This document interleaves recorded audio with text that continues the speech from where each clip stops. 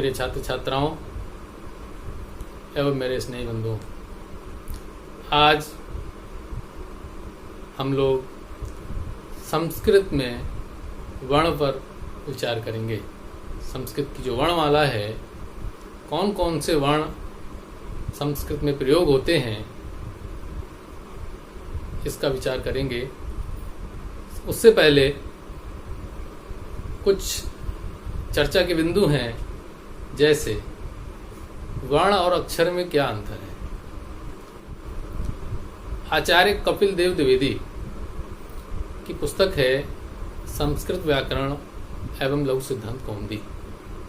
उसके 522 पृष्ठ क्रमांक पर अक्षर की परिभाषा देते हुए उल्लिखित है, अक्षरम न क्षरम विद्यात् अश्नोतेर्वा, न क्षरम विद्यात् अश्नोतेर्वा। अर्थात जो अविनाशी है और व्यापक है, ऐसे वर्ण, स्वर और व्यंजन अक्षर हैं। अर्थात स्वर और व्यंजन वर्ण हैं और स्वर और व्यंजन दोनों को उन्होंने अक्षर भी कहा है। इसी पुस्तक के 531 पृष्ठ पर आचार्य कपिल देव द्विवेदी कहते हैं, वर्ण की परिभाषा देते हुए, कि अक्षरों को वर्ण भी कहते हैं और स्वर तथा व्यंजन दोनों वर्ण हैं। इसी विषय पर डॉक्टर बाबूराम सक्सेना की पुस्तक संस्कृत व्याकरण प्रवेशिका में पृष्ठ 37 पर डॉक्टर बाबूराम सक्सेना जी कहते हैं कि जो अविनाशी है, अर्थात जिसका नाश नहीं होता, वो अक्षर है। उन्होंने वर्णों को भी अक्षर कहा है और स्वर तथा व्यंजन दोनों को उन्होंने सम्मिलित किया है वर्ण में, और वर्ण को अक्षर कहा है। और ये जो विशेष बात उन्होंने कही है वो ये है कि हम वर्णों का जब उच्चारण करते हैं तो नाद करते हैं। उच्चारण के समय जो नाद होता है वह कभी नष्ट नहीं होता, नाद अविनश्वर है।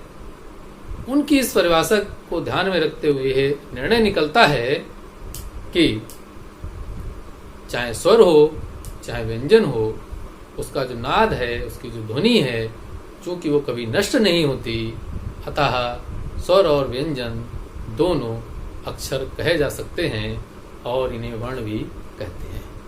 तो बंधुओं, इस सामान्य पर्याय के रूप में हम इसका प्रयोग कर सकते हैं। डॉक्टर बाबूराम सक्सेना जी ने एक बात और कही है कि नाद के समूह को शब्द कहते हैं और नाद का पर्याय ही ध्वनि है और नाद का पर्याय ही शब्द भी कह सकते हैं। अर्थात नाद, ध्वनि और शब्द प्रायः एक अर्थ में प्रयोग हो सकते हैं।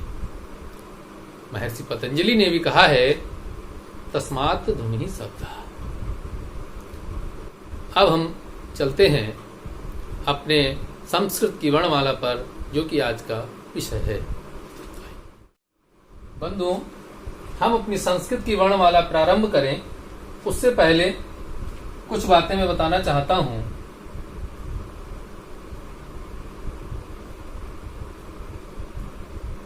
ये जो दो वर्ण हैं, इनका संस्कृत में प्रयोग नहीं होता।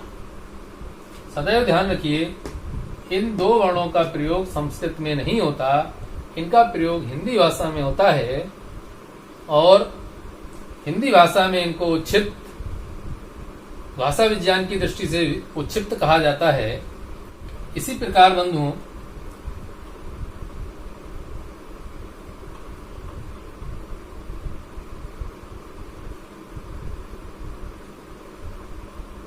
ये चार जो वर्ण हैं,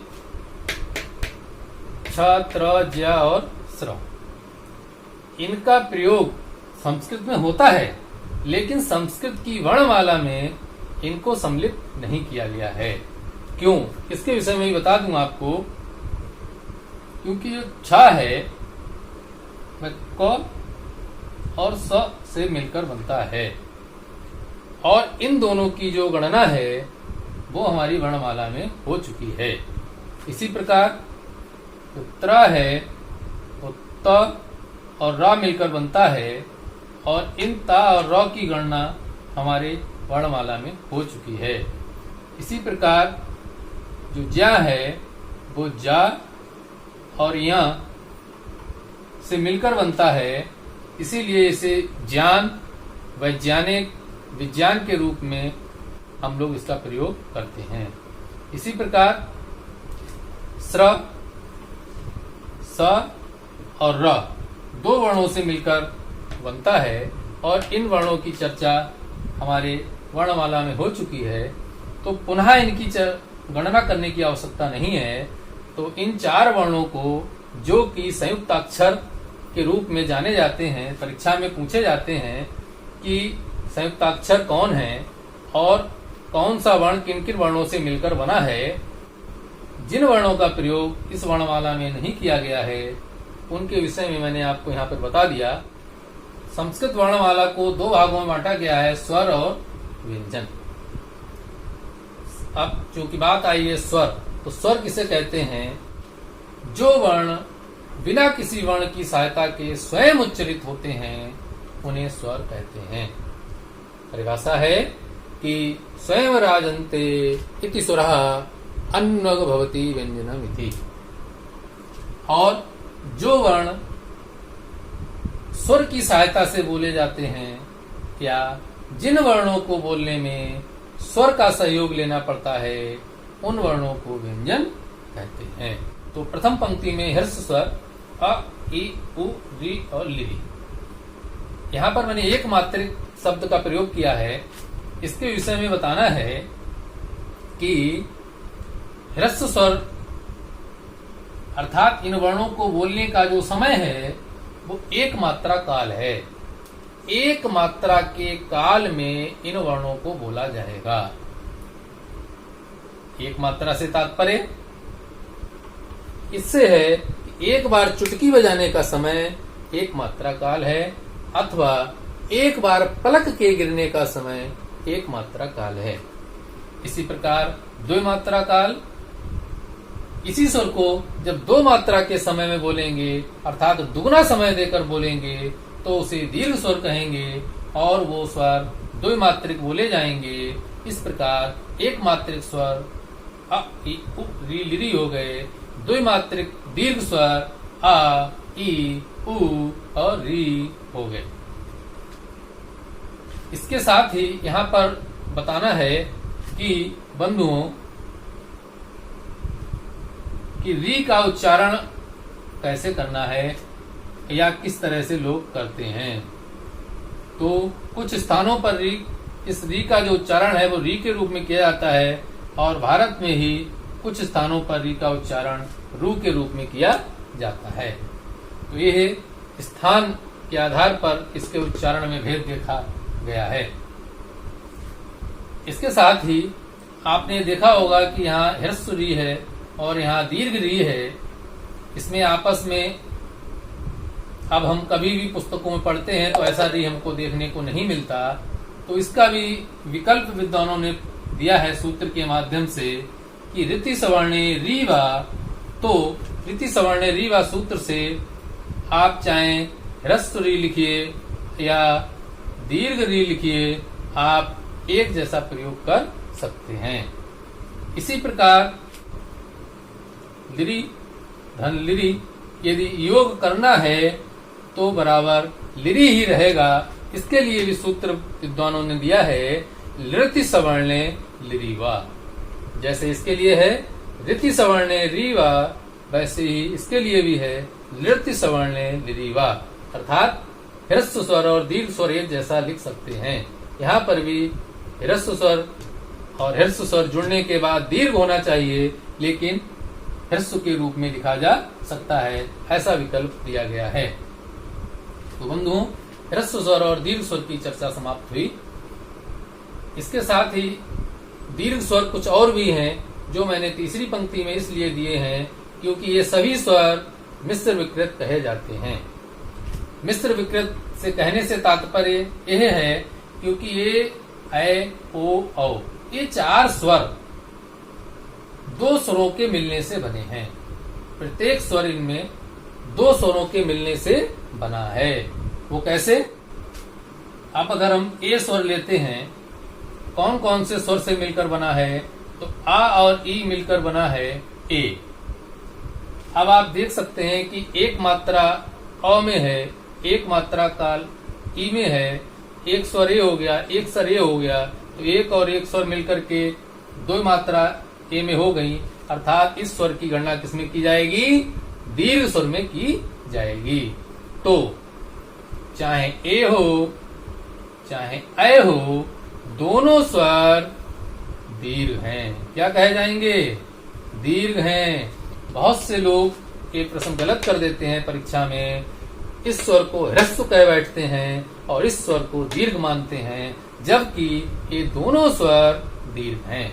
ये बहुत महत्वपूर्ण प्रश्न है। अब व्यंजनों की चर्चा करते हैं। तो व्यंजनों में 5 उदित होते हैं जिनको कु, चु, टु, तु और पु कहते हैं। इन्हीं का जो कु का जो द्वितीय नाम है, या कु को हम कवर्ग भी कहते हैं, चु को चवर्ग कहते हैं, टु को टवर्ग कहते हैं। अर्थात ये जो 5 वर्ग हैं, इन 5 वर्गों में एक वर्ग में 5 अक्षर आते हैं, तो 25 वर्ण होते हैं। इन 25 वर्णों को स्पर्श व्यंजन कहते हैं। इसके लिए सूत्र भी है, का आदयो मावसानः स्पर्शाः। अर्थात का से लेकर मां तक के जो वर्ण हैं वो स्पर्श व्यंजन कहे जाते हैं। 25 वर्ण स्पर्श कहे जाते हैं क्योंकि स्पर्श का शाब्दिक अर्थ जो है, जब हम इन वर्णों का उच्चारण करते हैं तो मेरे या उच्चारण करते समय मुख के जो भाग हैं वो आपस में कहीं ना कहीं स्पर्श करते हैं। इसलिए इनके उच्चारण को या इन ध्वनियों को स्पर्श ध्वनि कहते हैं। स्वरों के उच्चारण में कहीं पर भी स्पर्श नहीं होता, ये बात ध्यान रखनी है। आप कोई भी स्वर बोलेंगे, हमारी जीवा कहीं भी स्पर्श नहीं करेगी और कहीं पर भी हमारे जो अधर है, हमारे जो होस्ट है, कहीं पर भी स्पर्श नहीं करेगा। इस प्रकार ये 25 वर्ण जो हैं वो व्यंजन कहे जाते हैं। अभी इस पर बाद में और चर्चा करेंगे। पहले अंतःहस्त वर्ण पर आते हैं। अंतःहस्त वर्ण वो कहे जाते हैं जिनको उच्चारण करते समय हमें भीतर से अधिक बल लगाना पड़ता है। अर्थात और इनका जो शाब्दिक अर्थ है कि जो अंतः स्थित हैं, जो भीतर स्थित हैं और जिनके उच्चारण में अधिक बल का प्रयोग करना पड़ता है, वो य, र, ल और व अंतःस्थ वर्ण कहे जाते हैं। हिंदी में या और र वर्ण को अर्ध स्वर भी कहते हैं। हिंदी के अनुसार जो वर्णमाला है उसकी अलग से चर्चा भी करेंगे, फिर कभी करेंगे। इससे पश्चात जो ऊष्म वर्ण है, स, श, स और ह, ये ऊष्म वर्ण है। ये भी आपके व्यंजन में सम्मिलित किए गए हैं। इन्हें ऊष्म क्यों कहते हैं? क्योंकि जब हम इनका उच्चारण करते हैं तो हमारे अंदर से जो वायु निकलती है उस वायु में अवरोध आता है और रगड़ लगती है। रगड़ लगने से हमारी वायु ऊष्म हो जाती है, गर्म होकर बाहर निकलती है। इसलिए इन वर्णों को ऊष्म वर्ण कहते हैं। ऊष्म का शाब्दिक अर्थ भी ऊष्मा से है, गर्मी से है। तो ये जो वर्ण हम उच्चारण करेंगे तो हमारी जो वायु है अवरोध होने के कारण टकराएगी और रगड़कर बाहर निकलेगी। जैसे ये तालव्य सकार है, ये मूर्धन्य सकार है, ये दंत सकार है। इनका उच्चारण का भी कुछ आपको अगर समझना हो तो कैसे करेंगे? आप च वर्ग को बोलेंगे। च वर्ग को बोलकर जहां पर हमारी जीवा स्पर्श कर रही है, च, छ, ज, झ, जहां पर भी हमारी जीभ या टंग जो है वो स्पर्श कर रही है, वहीं पर स्पर्श करके हमको इस सा को बोलना है। और इस सा के बोलने में हल्की सी सीटी की आवाज भी आएगी। ध्यान रखेंगे। जैसे श्लोक श्वेता, महेश आदि आदि। इसी प्रकार मूर्धन्य सकार है, उसके लिए हम ट ठ ड ढ को बोलिए ट ठ ड ढ। तो आप देखेंगे हमारी जो टंग है, हमारी जो जीवा है, वो पलट रही है, मूर्धा में स्पर्श कर रही है, ट ठ ड ढ। तो इसी प्रकार हम इस शब्द को बोलेंगे, और अगर हम इस शब्द को बोलेंगे तो हमारा उच्चारण बिल्कुल सही होगा। षट षट षट, हमारी जो जीवा है पलटी हुई है, तो इस मूर्धन्य सकार का उच्चारण बिल्कुल सही होगा। इसी प्रकार जब हम ता वर्ग को बोलेंगे, ता था दादा ना, तो हमारी जीवा जो है वो दांतों की तरफ रुकी हुई है, ता था दादा ना जा रही है, लितुलसा नाम दंता सूत्र है, तो उसी वहीं पर अपनी जीवा को रखकर इस सकार को बोलना है। ये सामान्य रूप से इसमें कम रगड़ लगेगी और वायु आसानी से बाहर निकलेगी। जैसे बस है, सवार है, इसमें सीटी की आवाज नहीं आएगी, इसमें हल्की सी सीटी की आवाज आएगी और इसमें बहुत रगड़ कर वायु बाहर निकलेगी। ऐसा इसमें पारस्परिक अंतर है। इस प्रकार आगे चलते हैं बंधुओं, तो हम देखते हैं अनुस्वार, अनुनासिक और विसर्ग।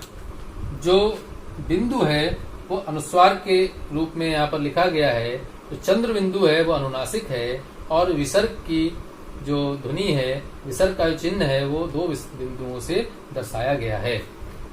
यहाँ पर सामान्य रूप से बताना चाहता हूं, ग्रामम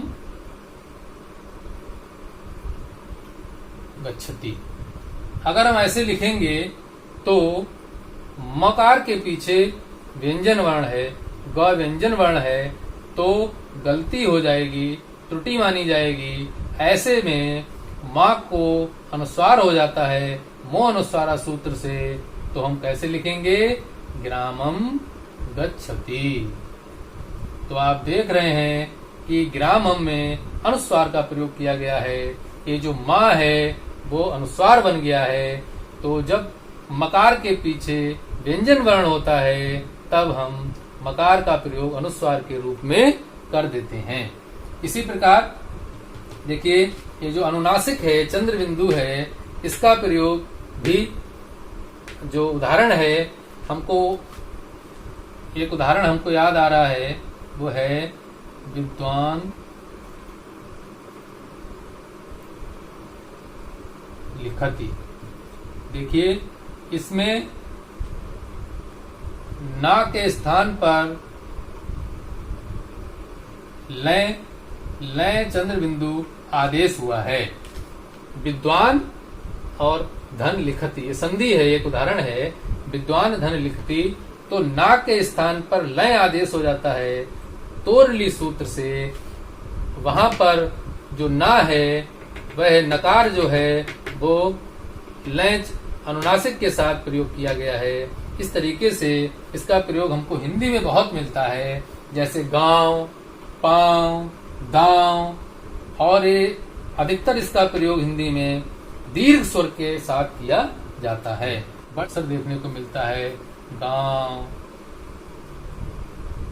पांव, और इसको हमेशा याद रखेंगे, हिंदी में बात बताएंगे भी कि ये जो अनुनासिक है वो स्वतंत्र ध्वनि नहीं है। अनुस्वार स्वतंत्र ध्वनि है, विसर्ग स्वतंत्र ध्वनि है, लेकिन अनुनासिक स्वतंत्र नहीं है। क्यों स्वतंत्र नहीं है? क्योंकि जब भी इसका प्रयोग होगा, इसके प्रयोग के लिए हमें किसी वर्ण की आवश्यकता होगी, स्वर की आवश्यकता होगी, इसलिए पराधीन ध्वनि कही जाती है। बंधुओं, हिंदी में एक बात और आएगी कि इस अनुस्वार को और विसर्ग को, अनुस्वार को और विसर्ग को अयोगवाह भी कहा जाएगा।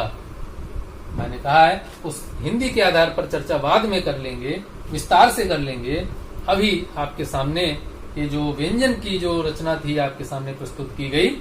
अब व्यंजनों पर सूक्ष्म विचार और करना है। परुष व्यंजन भी कहे जाते हैं। वो परुष व्यंजन कौन से हैं? बहुत ध्यान से समझ लीजिए। बृहद अनुवाद चंद्रिका नाम की जो पुस्तक है, उस पुस्तक में परुष व्यंजन का उल्लेख किया गया है। तो क्या है? प्रत्येक वर्ग का प्रथम और द्वितीय वर्ण, प्रत्येक वर्ग का प्रथम और द्वितीय वर्ण और ऊष्म वर्ण और ऊष्म वर्ण। तो प्रथम वर्ण, द्वितीय वर्ण और ऊष्म वर्ण ये परुष व्यंजन कहे जाते हैं। तो ध्यान रखेंगे, परीक्षा की दृष्टि से ध्यान रखेंगे कि प्रथम वर्ण, द्वितीय वर्ण और ऊष्म वर्णों को परुष व्यंजन भी कहा जाता है। इसी प्रकार कोमल व्यंजन भी होते हैं, वो आपके हैं तृतीय वर्ण और चतुर्थ वर्ण, अर्थात ग और घ। ये आपके कोमल व्यंजन हैं, तृतीय वर्ण और चतुर्थ वर्ण। प्रत्येक वर्ग का तृतीय चतुर्थ वर्ण कोमल व्यंजन कहा जाता है। इसी समय एक चर्चा और कर लेते हैं संक्षिप्त रूप से।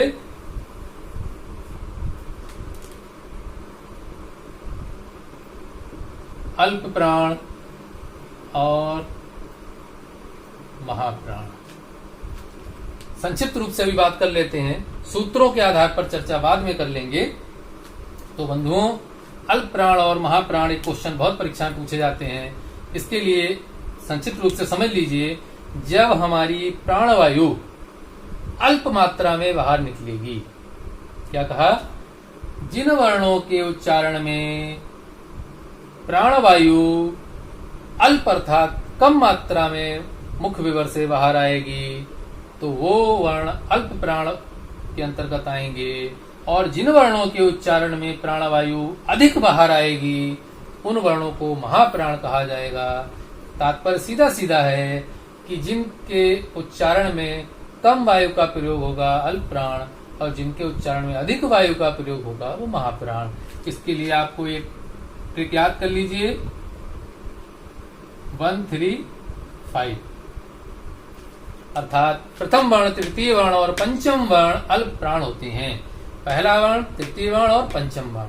तो प्रत्येक वर्ग का पहला, तीसरा और पांचवा वर्ण अल्प प्राण होगा। इसी प्रकार जब महाप्राण में जाएंगे तो दूसरा और चौथा वर्ण, दूसरा चौथा वर्ण का मतलब ख घ, इस तरीके से प्रत्येक वर्ग का लेना है हमको। सीधे सीधे ऐसे कह सकते हैं कि एक ख और एक चौथा वाला वर्ण पूरा, ये सारे महाप्राण कहे जाएंगे। अल्प प्राण ध्वनि भी हमको पता चल गई, महाप्राण ध्वनि भी हमको पता चल गई।